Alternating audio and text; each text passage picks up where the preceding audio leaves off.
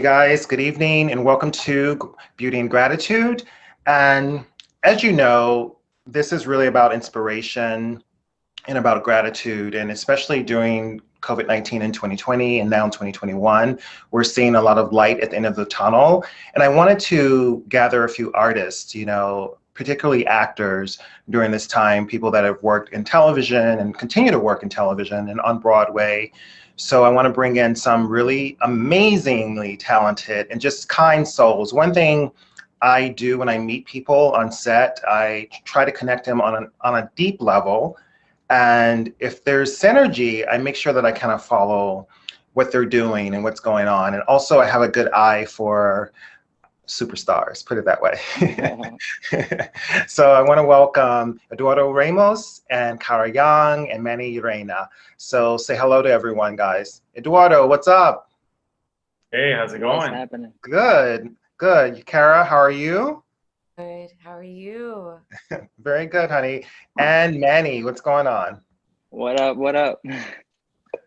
So all of you guys are on the East Coast, correct? Yep. Yeah. So I'll start with Eduardo. Eduardo, I know that you were last year about to start Take Me Out, which is a play that I actually know. I saw years ago at downtown. What's the name of that theater? Public Theater. Yeah. Yes. So can you talk a little bit about that? And I know that it paused, but it's definitely coming back. So how is that for you guys? It is, well, at first, it was certainly the coolest and highest accolade I've ever gotten as far as my acting career. It was my first Broadway play, and I was beyond excited. And then we were about 3 weeks into rehearsal, and I gotta say it was going fantastic. And you have a really solid cast. Watching the stars, watching them rehearse, it's like you're stepping into a master class essentially every day. Like the way they lift words off the page and really start bringing it to life, and it was just fantastic.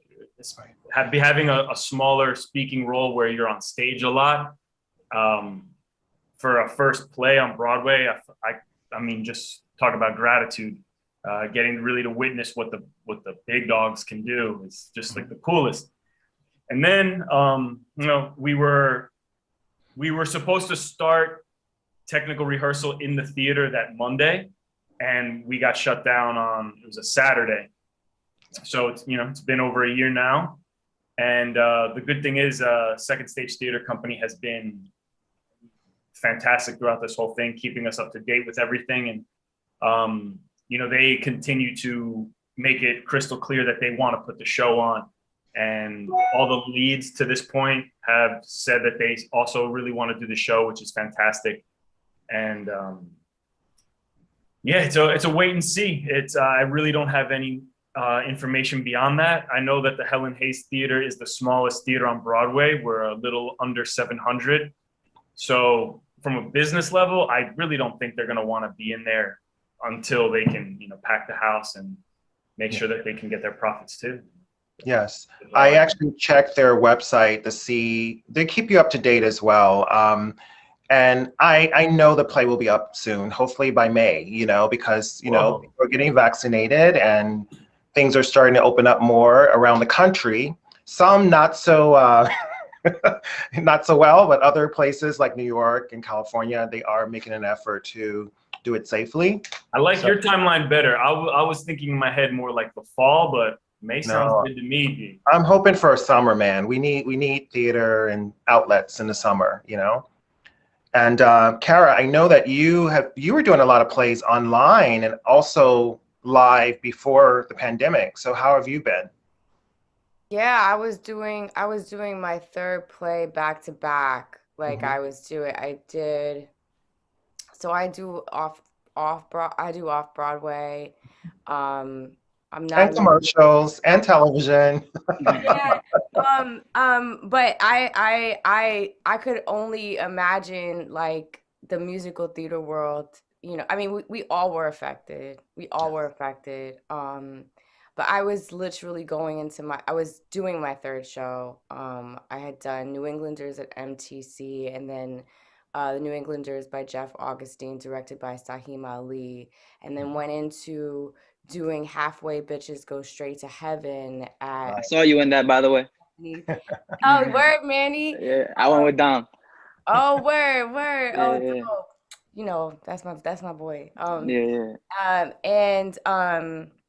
By Stephen Adly Girgis, directed by John Ortiz, and then I went straight into, so it was like literally like it was such a movement with like no break. There was like not a day that I had except my dark day, my dark days up in that time. And so we were 2 weeks premature to close when we closed. Okay.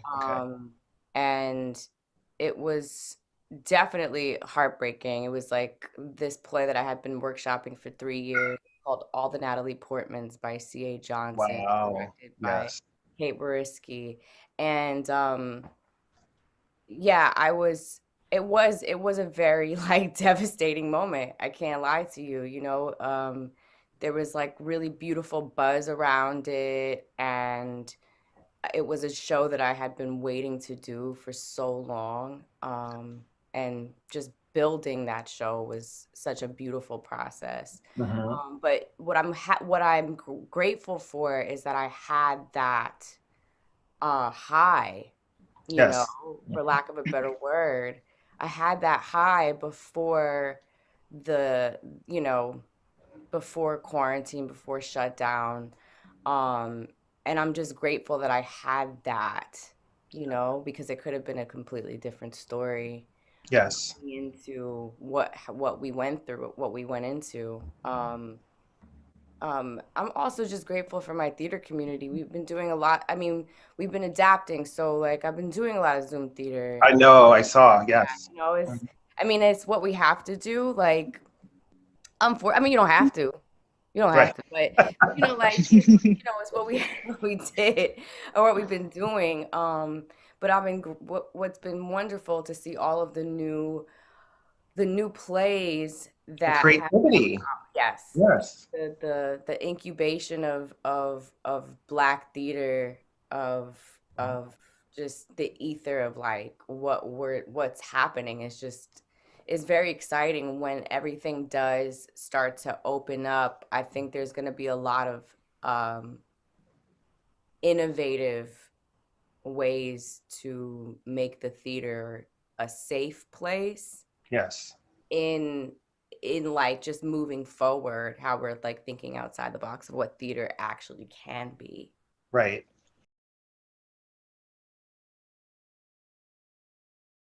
Soulivity Magazine and Beyond Words Publishing is pleased to announce its latest charitable partner, the National Women's History Museum. Please join us in supporting this amazing organization. Don't tell me I can't sit where I want. Don't tell me I can't be an inventor. Don't tell me I can't be a soldier. Don't tell me I can't be a movie star. I am Anna Mae Wong. I am Rosa Parks. I refuse to give up my bus seat to a white person. I am Tabitha Babbitt. I invented the circular saw. Don't tell me I can't fly. Don't tell me I can't be an explorer. I am Sacagawea. Don't tell me I can't be a scientist. I'm Gertie Teresa Corey. I won a Nobel Prize in physiology. I am Deborah Sampson. Don't tell me I can't open my own business. I'm Estee Lauder. I started a global empire that now has $7 billion in annual sales. I disguised myself as a man to fight in the Revolutionary War. Don't tell me I can't be a spy. Don't tell me I can't be a journalist. I am Mary Elizabeth Bowser. I'm Amelia Earhart. I starred in over 40 films from the silent era to the talkies. I am Hovita Idar. I was an editor, a publisher, and I even founded my own newspaper. During the Civil War, I was a maid for the Confederate president. He thought I was illiterate, but I actually had a photographic memory. I was shot twice in my first battle and removed the bullets myself. These are just some of the women who have changed history. Don't let them be forgotten. Become a member and support the National Women's History Museum. Follow us on Twitter and Facebook. please join us in supporting the National History Women's Museum. You can find out more information by going to solivity.com/support women's history. You know, you guys know this, I'm between LA and New York, but I've been really rallying around the mayor candidates, candidates for New York City. And one that I'm rallying behind is Ray McGuire, because I know about his work in the arts. I know how much money he's given to the theater, to the dance community, to the art community for decades. And one of his platforms is about really in June next year, 2022, doing this huge art festival and allowing people to get grants and different things to do, plays that maybe you guys created or something you want to see get done. So let's say he wins, keep your eye on those things, because there's a lot of money now, with the new administration being poured into the arts, billions of dollars. So I think all of us have to keep our eyes and ears open for it, Yeah, absolutely. And, Manny, sorry, I don't mean to cut you off, D'Angelo, but I meant theater as a safe space regarding COVID. Yeah, yes. I get it. Yes. I mean, having that creative outlet is very important. So, and I know, Manny, I met you on the set of Law and Order, SVU. And, Yeah. And I know you've done a lot of films. I was looking at your IMDb, you've done a lot of films, a lot of television. Have you mostly focused on that or theater as well? No, theater as well. I haven't, been fortunate enough to work on theater like Cara and Eduardo, but done a few plays, but mostly it has been TV and film. Okay. So I know I saw you maybe 1 or 2 months before the lockdown. It was cold still. Yeah. It was So we were around outside. November or something like that. Yeah. November 2020. So it's, let's see. 2019. 2019. Yeah. So then I saw, so it was like 3 or 4 months later that we had the lockdown. Yeah. Were you working up until that point, or was it slow? No, yeah. So after Law and Order, I went to Chicago and worked on Chicago PD. Yes. And legit, like a month after was when things started popping off like that, and we went into quarantine and stuff like that. I got sick right then and there. So did I, man. So did I. yeah. So it was one of those things where right after Chicago PD, boom. Yeah. Wow. How sick did you get? Like, did you feel all the symptoms? I had all of it. There were days that I couldn't get up, Yeah, it was one of those, thankfully, gratefully, I wasn't hospitalized or anything, but like, exactly. But I was not in good shape, during that time. Yeah, I beat it, but I did have a little conversation with my maker. Oh. And I also wrote a will and I wrote a healthcare proxy. Oh, wow. That's the one thing that it motivated, because honestly, I couldn't get my breath for 2 days. And I was like, okay, this is some real stuff. And I didn't want to go to the hospital, to be honest. Me either. Same. I was feeling, really sick, but I knew that there were people probably worse than me, at the time. And I was like, man, if I can do it here, then, we'll, and gratefully, thankfully, we're still here. I know, right? Yeah. One thing I wanted to talk to all of you about, Eduardo, gratitude. How has gratitude surfaced in your life during this time? Oh, man. Well, I guess right off the bat, I have a 4-year-old daughter. And so when everything shut down, at that point she was 3. And I mean, you want to talk about a saving grace to like not be on like Twitter all day to see like the numbers going up and the whole what if and what's going to happen next week when everything was so new to us, when we didn't know if it was going to go away in 2 weeks or a month, and we didn't know our timelines and everything. It was, I mean, being with her was the best, because it was like I wake up, then it's like play all day with her, and then it's like, dinner, bedtime, wind down, and then time for yourself. And that was pretty much the flow of things. Amazing. And being outside of nature with her, going to the beach once it started getting warmer, and going on hikes, And on the other level of gratitude with that, in regards to her, her age, I felt like it was almost like the perfect age for this to happen, because it was right before they start developing bonds with their friends and start like understanding what it is to like miss your friend. So for her, it didn't really hit her in that way. She was just like play, discover, imagine. I was kind of connected to her. And in that way, another level of gratitude is that one thing I was nervous about with the play was how much less time I would be spending with her. Right. So, because, you're putting up 8 shows a week, you got 1 day off.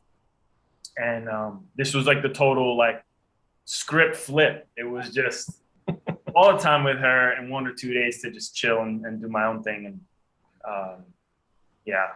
in a very shitty circumstance, a lot of positives in that way. Yeah. I mean, beautifully like connecting with your little one and also connecting with your own inner child during that time as well, nurturing that part of yourself, I just saw a head peek in. Hi. You want to say hi? You want to see my friends? Say hi. Hi. How are you, sweetheart? That's Well, D'angelo, Manny, and that's Kara. Nice to meet you. Now, Eduardo, she's all over the world. This hits about 300,000 people internationally. So. Yeah. Okay. Kara, for you, how was it like leaning into gratitude during this time? I kind of had no choice. It was weird because the event, first of all, Eduardo, that was just so beautiful. Yes. That was just so beautiful to me. Just like connecting with your daughter, like that's just such a beautiful moment that you got to have. The moment that I had was the day. So basically, so my show shut down on the 12th. My father got open heart surgery on the 19th. We just celebrated the 1-year anniversary of that. But, he also works in the hospitality industry. He's a captain server. My father has been in the restaurant world for the last 40 plus years. Wow. And he loves what he does. He works at the Rainbow Room. And my father had the time to heal. Yes. Properly. Yes. And that was like a source for me. I had no choice but to be there in a way that I had never showed up as a child. And there's still more that I could have done, but I was like, wow, I like saw this scar on his chest. I was like, wow, you're like a superhero now. Like I had no choice but to be grateful for him, because I had to look at life a little differently. Yes. Once it was like a ticking situation. And then also I have found out post that, like my mom had COVID and she was with him. And so he was healing. So like when he was healing, he had COVID. I think that angels were watching over my father in a way that I just didn't know, like the power of the unseen, the power of of what you can't see. Yes. Not to get all spiritual, but no declaration. Get spiritual, honey. Get spiritual. It's okay. I just felt like there was just a lot watching over us while the unfortunate circumstance of so many people going through what they were going through. I had greater meaning of life when I knew people were dying all around us. Yeah. Those sirens, honey, all day. Sirens. Yeah. All day. And then just like the knowing of how the nation was being affected, how people of color were being affected, how Black people were being affected. It was it's just a big wake up call to me as a Black woman in this country. And then everything else that happened, it was just like, I had a lot to be grateful for. I had a lot to really recognize my divine blessings in life. Yes. You know, I met your parents years ago on the rooftop, little party you had. Of course they have angels all around them, honey. They were so warm and inviting to everyone there, you know? And I felt a real strong connection to them. So, of course, you know. And it's interesting that I also often do this thing in the morning. I write 10 to 20 things I'm grateful for. And I'll say, you know, I'm grateful for the seen and unseen blessings. So when you said that, I was like, yeah, you know, there are things that work for us that we may not see, you know. So Manny, how did you and how do you lean into gratitude? Man, you know, I wake up every day, look out the window, and I just say thank you. You know, I've always done that. And but like Kara said, you know, realize, you know, the greater meaning of life last year, and still, you know, with my family got it. Everybody's okay. You know, one day I hit up one of my best friends, and I was like, dude, today I'm not feeling it. And man, they came, dropped off some tea, some food right in front of my door. And like, I got emotional, man, because one, we're supposed to be home, not around anybody, but they took time out of their day to come, you know, take care of me, you know. And you know, that was just one of the many times that I felt like, wow, you know, just overflowing with gratitude and love. But yeah, man, there was a lot going on, and for me to still be here today, and be able to do this and still, you know, my craft and chat with people and just be around people that I love. I think, and yeah, so I wake up every day and with my coffee, and I just say thank you, and I breathe, man, because I feel good, and I'm grateful for that. You know, when you said that, when I breathe, I took a deep inhale. And to be able to do that is, you really realize when you've been sick and you couldn't do that for like 5 seconds, and then you're coughing up your lungs. Right. You definitely lean into gratitude. Absolutely. For sure. You know, and since I'm talking to you right now, Manny, what was your outlet, you know, your creative outlet, you know, to kind of get through it? I know for Eduardo, we'll talk to him about surfing and different things, but Manny, what was yours? I mean, I also did a lot of Zoom readings and plays during that time. There was a great sense of creativity during that. Everybody was, like Kara was explaining, everybody was finding different ways to maintain that fire and stay creative and continue to do what they love. So I was, you know, grateful to have been a part of a lot of those different projects. But yeah, recently I decided to go to Dominican Republic. I have a lot of family out there, and I hadn't seen them in forever. Wow, just like, you know, like I said, I would wake up every single day and just say thank you for the ability to be over there and breathing that air. And it's like a new air, new energy over, which is why I was over there. This is the first time I spent so much. I spent 2 months over there. Wow. Yeah, 2 months over there, and it was just like this new energy, fresh energy, and new life. And I was just flowing with gratitude over there, and being able to see my family and friends from over there, and just being able to be over there at this time. You know, that was just like, wow, you know, so I felt so good, you know. So that's amazing. And Eduardo, your Australian character, what is his name? He's from New Zealand. New Zealand. Oops. Yeah, okay. His name's Kiwi Ed. Kiwi Ed loves to go surfing, so let's talk to Kiwi Ed. Hi everyone, it's Kiwi Ed here. There are no waves on the beach because there is not a beach in front of me. This is a river, and rivers do not have waves. The most waves I see are probably in the hair.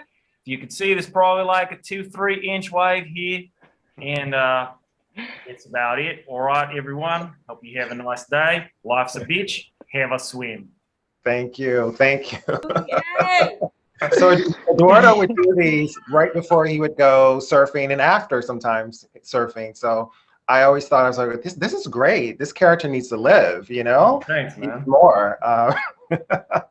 So besides surfing being your outlet, what else did you find, you know, to express yourself in?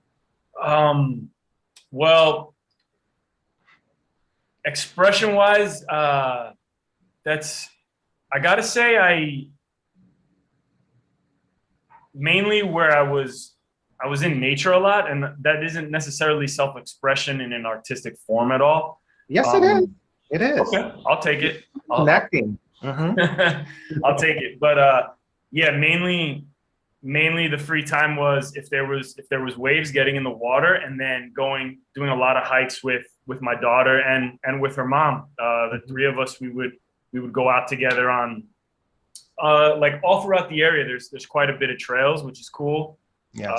To just, you know, it's like step out of city type life for a couple hours and you know, nerd out on nature. One of the shows that my daughter likes, it's a nature show where in the beginning it's like your typical nature show. It's like two brothers and in real life, and then they say like what if, and they turn into cartoons where they then live like with the animal, and they do a little adventure with the animal. So kind of like bringing that out into like nature with her. That's amazing. Wow. It's you know, I'm from the South originally, so nature was my thing. I would go on discovery, you know, in the woods often.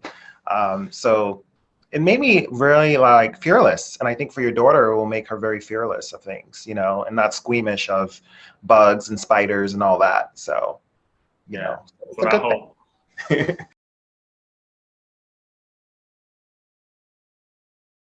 Solivity Magazine and Beyond Words Publishing is pleased to announce its latest charitable partner, the National Women's History Museum. Please join us in supporting this amazing organization. Don't tell me I can't sit where I want. Don't tell me I can't be an inventor. Don't tell me I can't be a soldier. Don't tell me I can't be a movie star. I am Anna Mae Wong. I am Rosa Parks. I refuse to give up my bus seat to a white person. I am Tabitha Babbitt. I invented the circular saw. Don't tell me I can't fly. Don't tell me I can't be an explorer. I am Sacagawea. Don't tell me I can't be a scientist. I'm Gertie Teresa Corey. I won a Nobel Prize in physiology.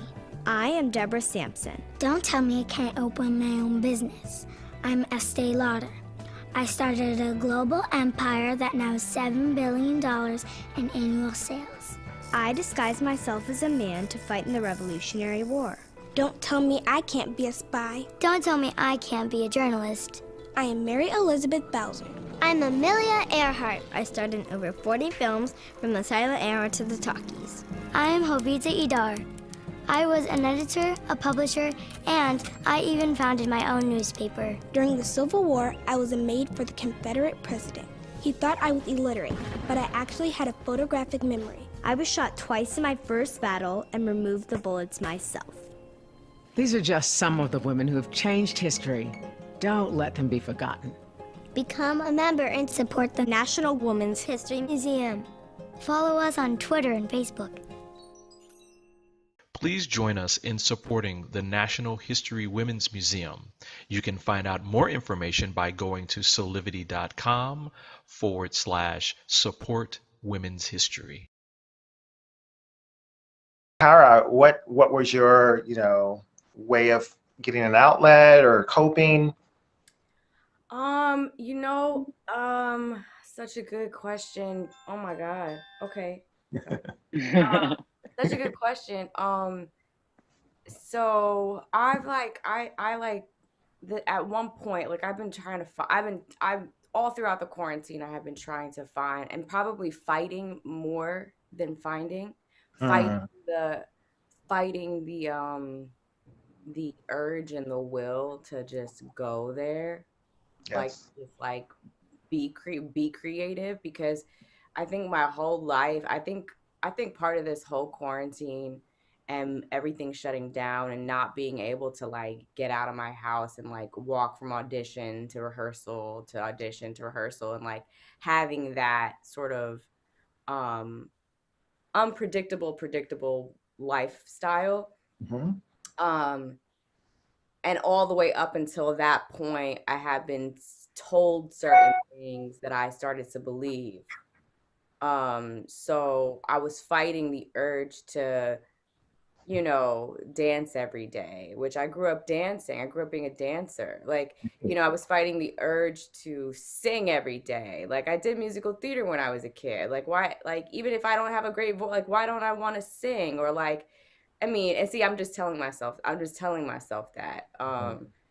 So obviously I'm still deconstructing, decolonizing my mind, but you know, up until I just have been fighting a lot.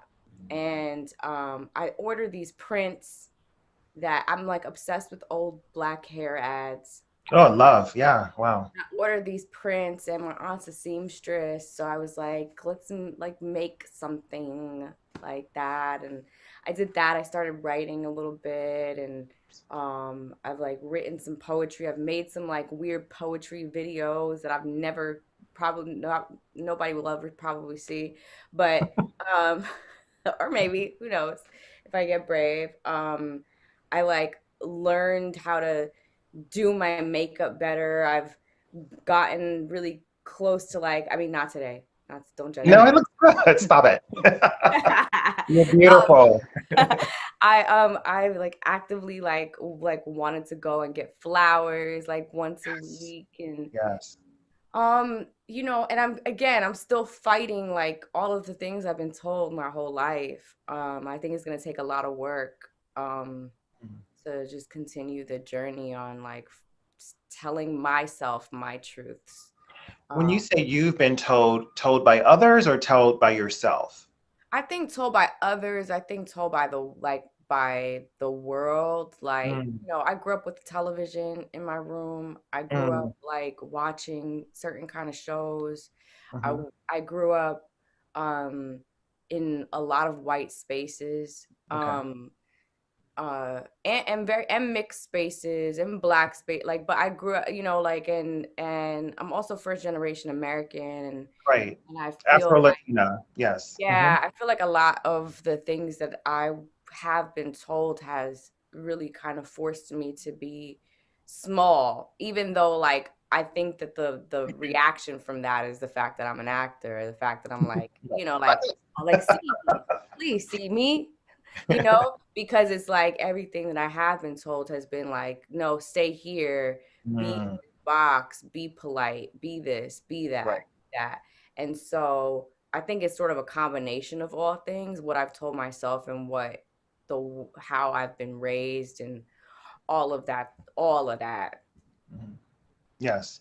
You know, it's last year was for me, I took a lot of classes, guys. I took over 20 courses. Got 7 certifications in like weird shit, emotional intelligence and crystals. And I saw that. I love it. Name it, like all these things.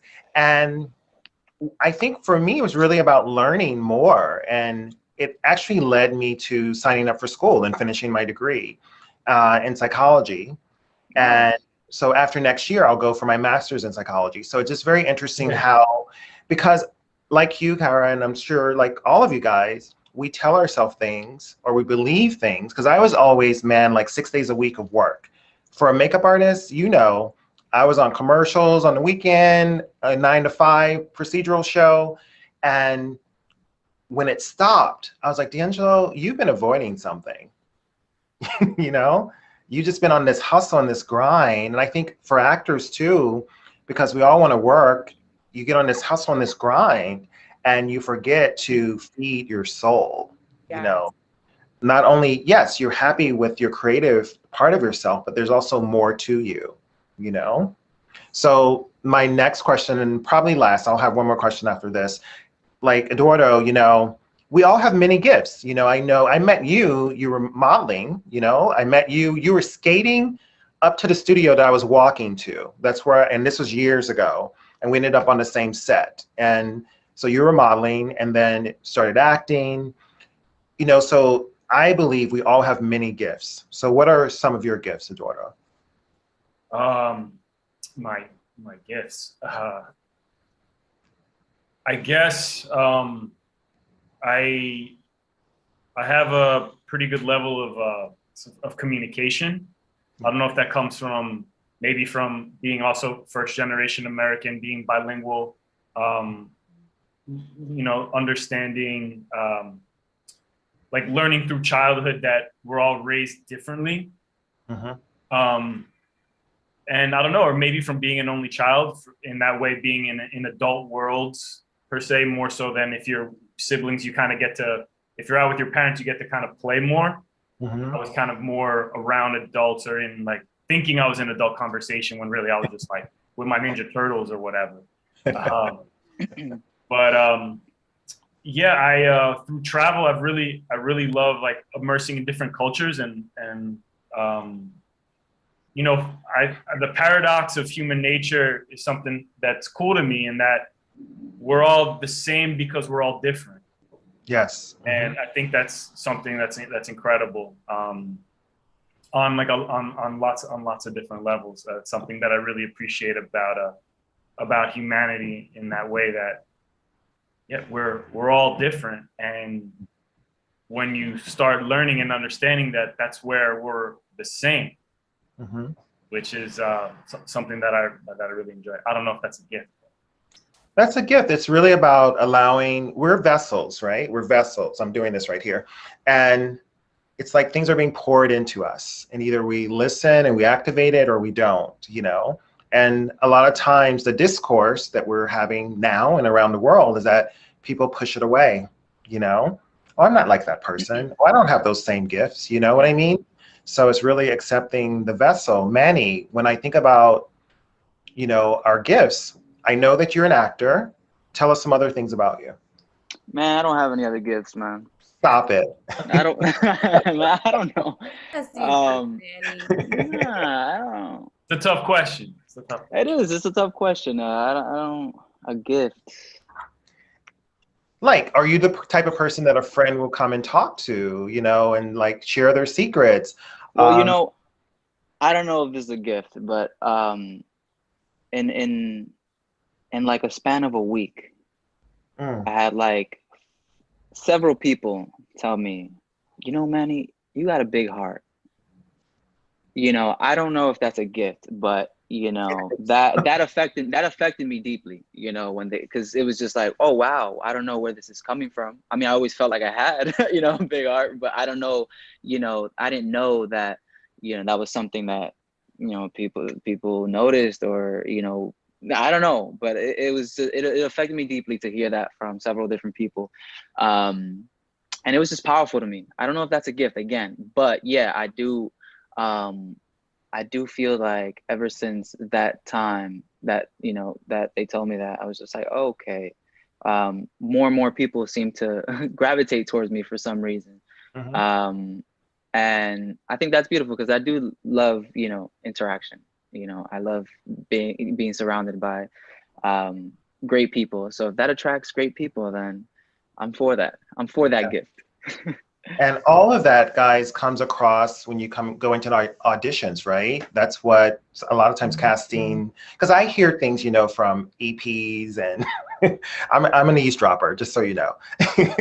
So if I see a friend come in for a casting, I get close to the EP to see what they're gonna say. So a lot of times it's really just about the authenticness, the open heart, the, you know, you may think it's the character, but actually it's your personality. That what they're looking at often, you know. And I want to say to each of you, thank you for coming on this, you know, today. And I want to do a dedication really quick to a dear friend of mine, Erica Watson, who did pass away of COVID almost a month now. She got it in 2 weeks. She was an actress, comedian, and also a writer. And I'm saying this to each of you as actors and to everyone who's listening, like, she was at that point where Hollywood was looking at her scripts and like thinking about her being in writing rooms. Like, it was so close, you know? And my message to everybody is really just continue to follow your dream, lean into it, you know, and in honor of Erica Watson, this is my tribute episode to her. So I want to thank each of you just for creating and for your powerful presence. And every time I see you guys, I smile. And that's why I wanted you three on this particular, you know, show. So Cara, thank you so much, and continue to bring your gifts. Eduardo and Manny, thank you guys. Continue to just be light, you know, and I appreciate you.